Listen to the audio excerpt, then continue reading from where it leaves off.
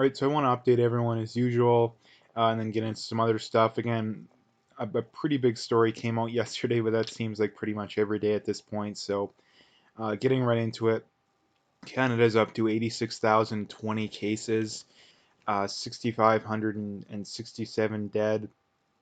Alberta's down to 714 active cases, down from, I believe, about 750 yesterday.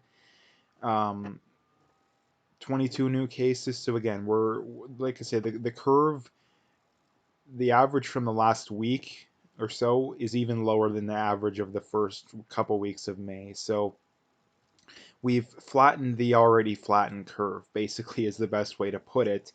And there doesn't seem to be any give when it comes to the government. I haven't heard nothing new about any more reopening. And like I say, this is something that I've kind of came across slash figured out that why, like I've mentioned before, but why is the government not telling us what they want the numbers to look like before they're comfortable reopening? Like, why are they not doing that?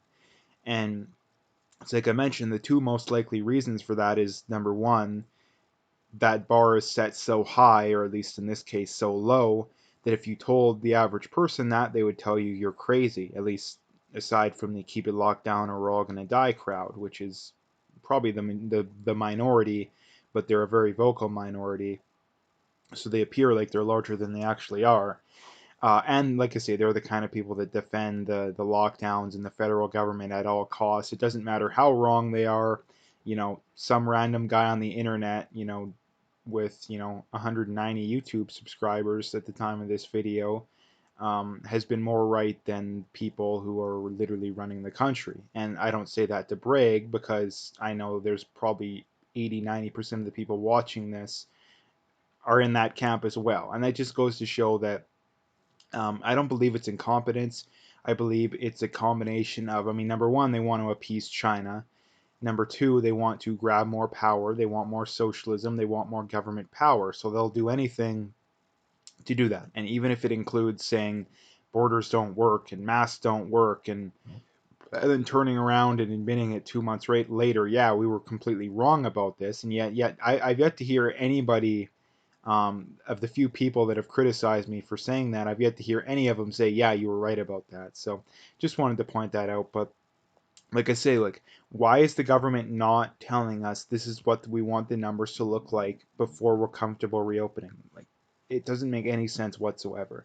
And like I say, the most plausible reason is that that number is set so low that if you told the average person that, there would be uproar.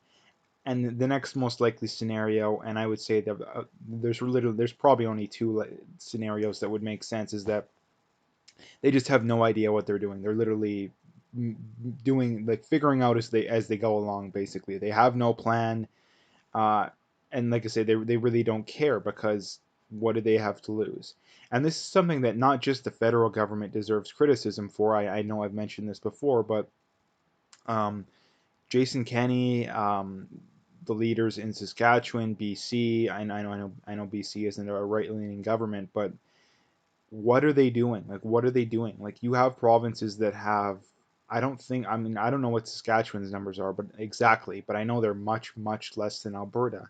Why are they not open? Like, if you want to limit travel from, I understand, I mean, I would still disagree with it, but I understand if you want to limit travel, just because you don't want people from Ontario to come, or Quebec to come in and potentially cause outbreaks, or vice versa.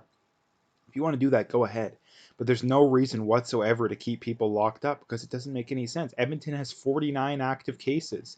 We're an area of over 1 million people. We have 49 active cases. I mean, I pretty much guarantee you that during the average flu season, we probably have that many people who are literally in the hospital, or so sick they can't get out of bed for the flu. But yet, like I said, we don't shut everything down for the flu. And this is the thing that really bothers me, is that 2.5 months ago, in 2 months ago, the people that were comparing this to the flu were viciously ridiculed. But looking back on it, they weren't really wrong. They weren't wrong, because for the majority of the population, the death rate is almost exactly the same as the flu. And the thing that really bothers me as well is the one size fits all mentality, that it's we have to do everything exactly the same, that you have these people that literally think that it's not possible to reopen things and keep old folks homes and people who are have compromised immune systems quarantined. Like, they literally think that isn't possible, and I don't understand for the life of me why you could believe something like that, because it's factually not true. um, so anyway, that's kind of the first things I wanted to talk about here. The big thing coming out yesterday was from someone caught this while watching Fox yesterday, I believe it was, and the headline was "Scientists warn virus may be disappearing too fast for vaccine studies to produce meaningful results."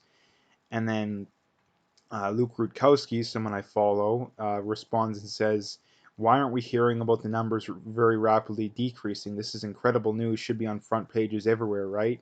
Now, like I say, there's clearly other things going on here. Like, clear, it couldn't be more obvious. It's literally elephant in the room levels of obvious that this is clearly going to go away on its own. We don't need a vaccine. We don't need to continue to social distance and keep everything shut down, or even keep some things shut down aside from nursing homes and anybody who wants. Like I said it all along too, like when I say we should open everything up, I include it as, if you want to stay home and continue to cower in fear and think you're going to die if you go out in public, go right ahead.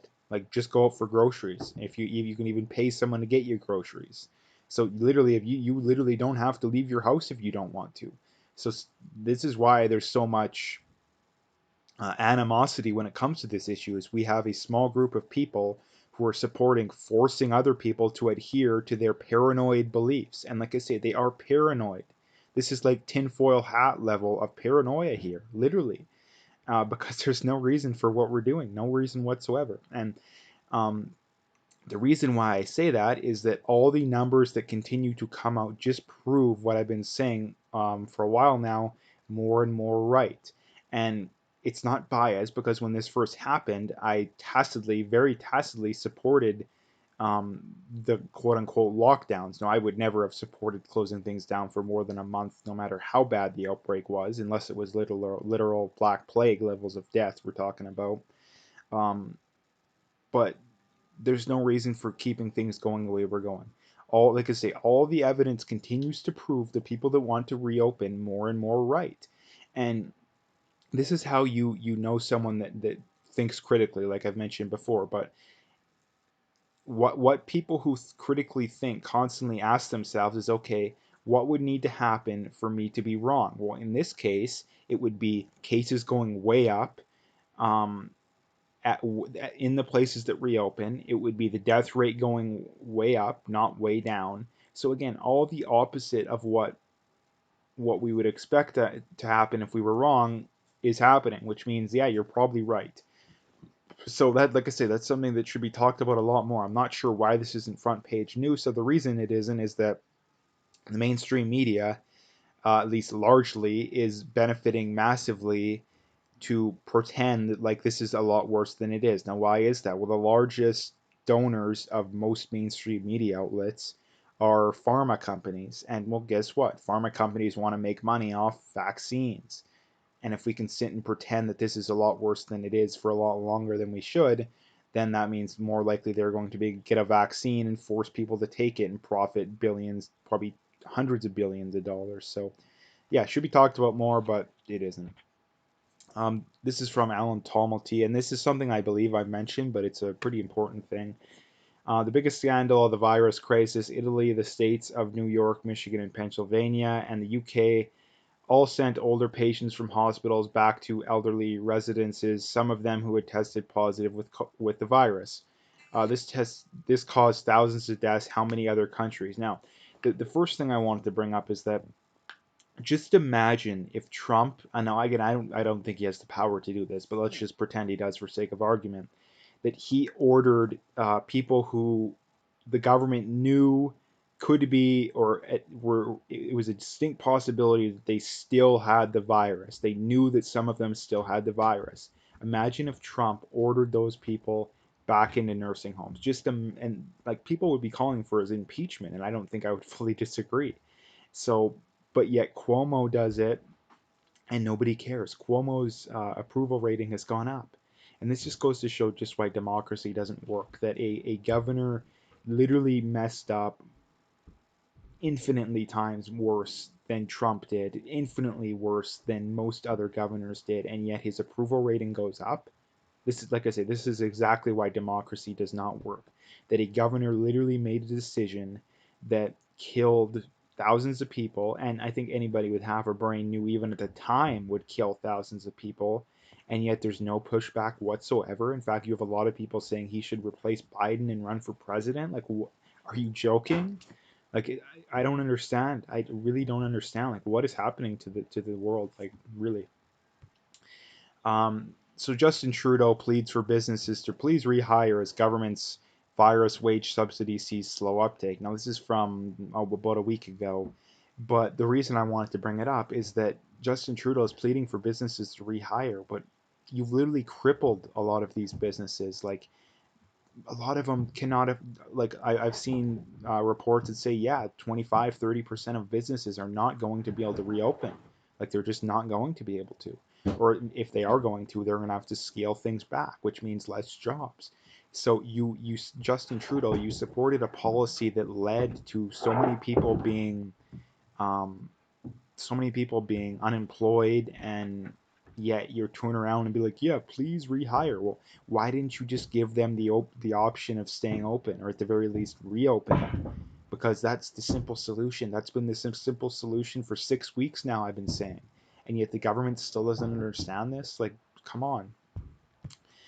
This is from Kian Bex. Now, he goes on to say the CBC effectively said that the 1.16 billion they steal from Canadians is not enough to fund their insatiable appetite for spewing Trudeau talking points. Instead, they need to force everyone, not just Canadians, into funding their propaganda habit. Now, um, this is something that I don't understand for the life of me. I mean, I do understand exactly why, but I don't understand how people can believe in such glaring contradictions and yet still have a conscience, and that you have these leftists that rail against corporations and corporate greed, like at nauseum. Like, that's all they talk about, some of them, it seems, and yet they'll turn around and defend the CBC, which is a corporation, getting over $1 billion. Now they want more than that every year of taxpayer money. Like, how in the world can you defend that? Like, it doesn't make any sense. It really doesn't.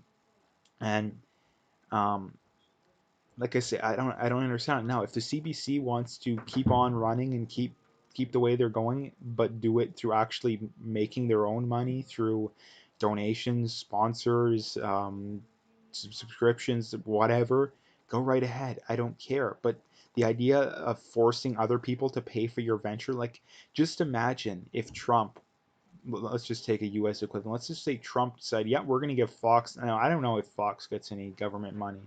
Um, I have no idea. But let's just say that Trump just said, "Yeah, we're going to give Fox $10 billion a year in public, taxpayer money."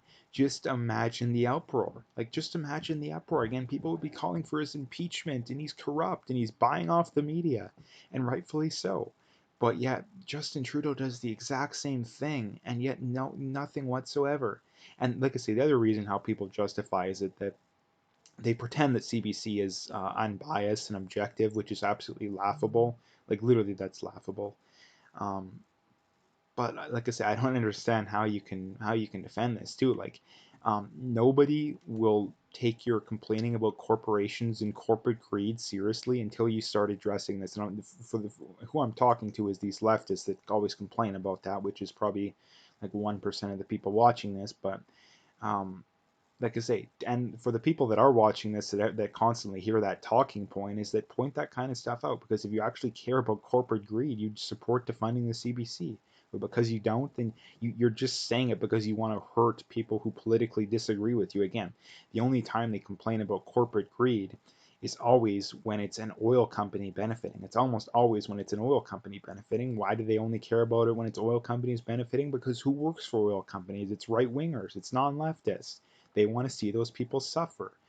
And they'll say, oh, you want to see, like I say, not very many people work for the CBC. I mean, they're overwhelmingly left. But what we want is a level playing field. I want a level, and this is like I say, they'll accuse you of the same thing. Oh, you want to see left wingers hurt? No, I want to see a level playing field. Let's stop giving taxpayer money to everybody. But to do that, you have to deregulate. You have to deregulate because what they say is that they impose crippling regulations on oil and gas companies and say, see, your free market didn't work. See, your oil and gas, it doesn't work. It's unsustainable. You have to get rid of it. Well, yeah. If you made one hockey team play with, sticks that are they're a foot too short in the wrong hand and skates that have never been sharpened, and the other team beats you and they say, yeah, see, we told you we're a better team than you. Well, no, you only beat them because you had a massive advantage that was unfair. And this is the problem, is that the oil companies have massive disadvantages that are unfair. That's the reason, like, why are so many of them leaving for other countries? If they were actually unsustainable and not profitable like the left claims, they wouldn't be leaving for other countries, because if they can't make money in Canada, if the leftist theory is right, well, then they shouldn't be able to make money anywhere else in the world. But they can. It's just the crippling regulations. Now there's other aspects to it too, but that's just what I wanted to bring up. Now, the last thing is, the average age of a virus death in Alberta is 82. The average life expectancy in Canada is 81.1. Now this is something, again, why in the world do we take, and again, I don't support anybody dying, but the problem is that the costs of this is that, like I say, the UN has warned that hundreds of millions of people in the third world could starve from this. Are you honestly looking at me that the lives of 6,000 Canadians, the average age in their 80s, um, is more important than the lives of 100 million people in the third world? Because I don't believe that. I don't even care if it's my grandma, my grandpa, I don't care who it is. Their lives are not more valuable than infinitely more lives of people that I've never met, because that's not how morals and ethics work. Either every life is equally important, or we're going to have a totalitarian nightmare where, people are constantly killing each other because, well, guess what? Your life isn't important. So that's the problem with this kind of stuff. And I'm not sure why this isn't being talked about more. Like, if I was that, like, if I'm, past the average or at the average age of someone dying when I'm older and something situation like this comes along, I would gladly be like, hey, I'll take my risks. It's incredibly selfish of me to want to live an extra year or two and force my kids and grandkids and great grandkids to live through a Great Depression just so I can live an extra year or two. To me, that's infinitely more times selfish than the other handful of generations wanting to keep things reopen, at least in my opinion. Um, and I assume most people would agree when you put it like that. But the problem is they'll constantly twist your words because they just want to be tribal. At least the people who disagree. But anyway, that's a video for today. If you'd like to, make sure to like and subscribe if you haven't already. Check out my PayPal and email. Got links in the description. Again, appreciate any donations, but at the very least, just hit that like and subscribe if you haven't already. And last couple things, as always, check me out on Twitter if you haven't already, and check out my BitChute. All the links are in the description, so you can find them all there.